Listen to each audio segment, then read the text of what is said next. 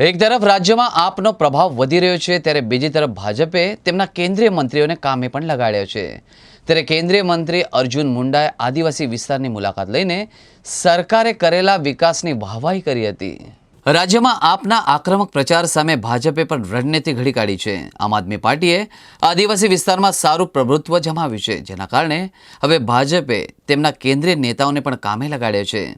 ઝારખંડ રાજ્યના પૂર્વ મુખ્યમંત્રી અને કેન્દ્ર સરકારના આદિજાતિ બાબતોના કેબિનેટ મંત્રી અર્જુન મુંડા ગુજરાતના પ્રવાસે છે।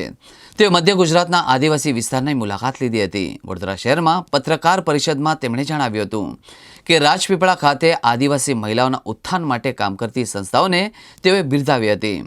તીરંદાજી માટે સરકારની પહેલની વાત કરતા તેઓએ કહ્યું હતું કે દિનેશ ડુંગરા ભીલ જેવા તીરંદાજીના અનુભવી ખેલાડીના માર્ગદર્શન હેઠળ તૈયાર થયેલા આર્ચરીના ખેલાડીઓની સંસ્થાની મુલાકાત પણ લીધી હતી।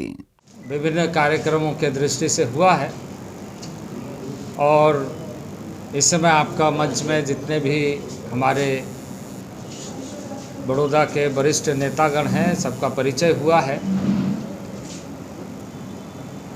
कल मेरा यहाँ पर आना हुआ और आने के बाद लगातार प्रवास में हम 2 दिन तक यहाँ रहे और जैसे आपको बताया गया कि मैं यहाँ पर MSME यूनिट स्फूर्ति केंद्र में गया। वहाँ पर देखा ट्राइबल एरिया की महिलाएं जो नर्मदा डिस्ट्रिक्ट में है, वहाँ बहुत अच्छे ढंग से उस केंद्र को चला रही हैं।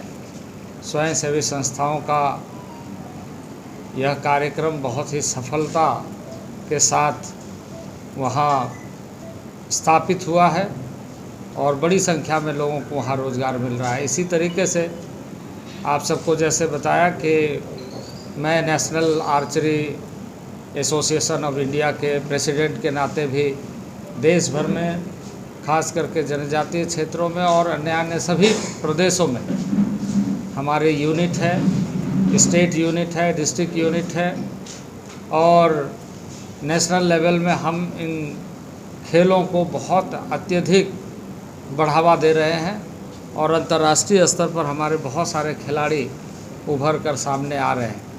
अब यदि हम सिर्फ कल जहां हम गए थे एकेडमी को देखने के लिए, तो वहीं हमने देखा कि वहां इंटरनेशनल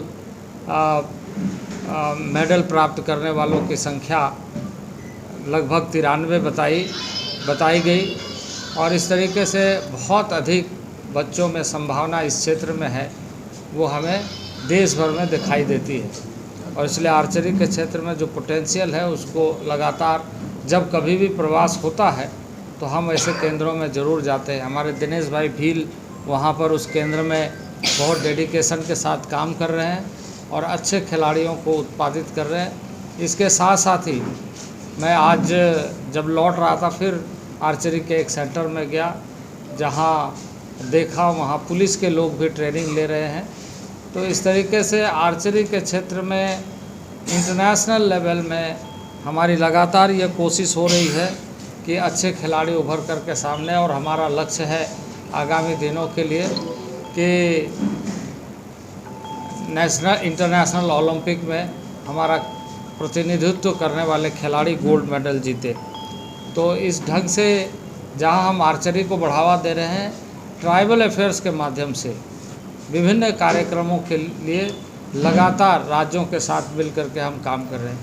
इसी दृष्टि से इस राज्य का प्रवास हुआ और कल हम कई स्थानों पर गए। हमारे साथ इस समय राम सिंह राठवा जी है यहाँ पर, जो ट्राइफेड के चेयरमैन हैं, और यहाँ जो गुजरात में बंधन केंद्र के माध्यम से जो विभिन्न क्षेत्रों के सुदूरवर्ती गांव के लोगों को जो रोज़गार दिया जा रहा है, ट्रेनिंग दिया जा रहा है, वैल्यू एडिशन किया जा रहा है और उनके उत्पादों को अंतर्राष्ट्रीय स्तर पर बाज़ार कैसे दिया जाए, इसका प्रयास चल रहा है। अभी इस समय गुजरात के बहुत सारे उत्पाद हमारे ट्राइफेड के साथ जुड़े हैं, लेकिन और अधिक बंधन केंद्र बने, लोगों को उसकी ट्रेनिंग मिले और रोज़गार मिले, इस तरह की कोशिशें हो रही है। इसी में हम लोगों ने कल एक बड़ी आयोजन यहाँ पर किया था और बड़ी संख्या में लोग वहाँ पर उपस्थित हुए थे और बहुत अच्छा संवाद रहा। इसके साथ साथ ही मुझे आने का गौरव प्राप्त हुआ स्टैचू ऑफ यूनिटी में। कल रात में मैंने वहाँ के पूरे परिसर को देखा।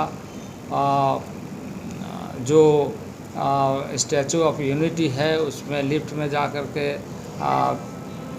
जो हमें शायद 35 फ्लोर में जो वहाँ एक ये बनाया गया है, प्रदर्शनी बनाया गया, वहाँ पर चीज़ों को हमने देखा। इसके साथ साथ ही लेज़र शो जो होता है उसमें भी हमने भाग लिया। और कुल मिलाकर के वहाँ बहुत अच्छे ढंग से पूरे देश को एक सूत्र में बांधने का जो सरदार वल्लभ भाई पटेल का दृष्टिकोण था, वहाँ जाने के बाद देश ही नहीं दुनिया के लोगों को इस बात से अवगत हो रहे हैं और लोग आगे भी होते रहे। इसी तरीके से आज का जो कार्यक्रम था, आज के कार्यक्रम में हमने एक हमारा जो ट्राइबल म्यूजियम, नेशनल म्यूजियम बन रहा है, भारत सरकार और राज्य सरकार के साथ हम उसे बना रहे हैं। उस स्थान पर जाकर के हमने देखा, उसकी कार्य प्रगति पर है और हमारी ये कोशिश है और हमने यहाँ के पदाधिकारियों से भी बातचीत किया है। राज्य सरकार बहुत दिलचस्पी लेकर उसको पूरा कराने के लिए लगातार जोर दे रही है और मुझे लगता है कि समय अनुसार वो बहुत जल्दी बन कर के तैयार होगा। इसके अलावा मुझे इस बात की खुशी है कि आज मैं बिरसा मुंडा ट्राइबल यूनिवर्सिटी के कैंपस में, जहाँ नया कैंपस बन रहा है, 40 एकड़ एरिया में वो कैंपस अभी तैयार हो रहा है और वहाँ के वाइस चांसलर ने हमें बताया कि हम इसके अलावे भी अन्य स्थान पर एक लैंड आइडेंटिफाई करके रखे हैं। एक्सटेंशन भी हम वहाँ पर आने वाले दिनों में करेंगे और 350 करोड़ की लागत से वो योजना अभी स्ट्रक्चरल लेवल में काफ़ी पैमाने पर काम हो चुका है और इसका जो टारगेट है मई 2023 तक उसको पूरा करने की। इस समय दूसरे जगह में कैंपस चल रहा है और विद्यार्थी उसमें एडमिशन ले चुके हैं, पढ़ाई चल रही है और सारी चीज़ों की जानकारी हमने ली। तो कुल मिलाकर के ये जो प्रवास था, ये प्रवास में हमने ये देखा कि गुजरात प्रगति कर रहा है।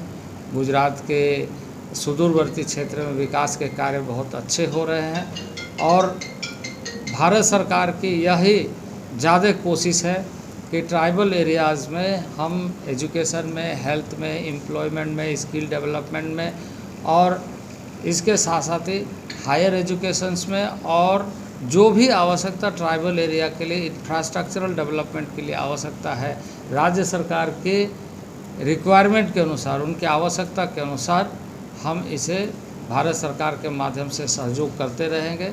और मुझे खुशी है कि राज्य सरकार जो अच्छे कार्य कर रहे हैं उसका अच्छा लाभ यहाँ के लोगों को मिलेगा। तो कुल मिलाकर के ये जो प्रवास था हमारा बहुत अच्छा रहा और अभी मैं फिर यहाँ मैं पार्टी ऑफिस, चूँकि मैं ऐसे तो हमारा सरकारी कार्यक्रम था लेकिन जब as a party worker party office में आना ज़रूरी था, इसलिए मैं यहाँ आया, आपको संबोधित कर रहा हूँ। मैं 13 को 13 और 14 फिर यहाँ के गुजरात के प्रवास में रहूँगा। वो मेरा पॉलिटिकल प्रोग्राम होगा और उस समय पॉलिटिकल प्रोग्राम में हम और अधिक बात करेंगे क्योंकि आपके मन में भी बहुत सारी जिज्ञासा हो सकती है।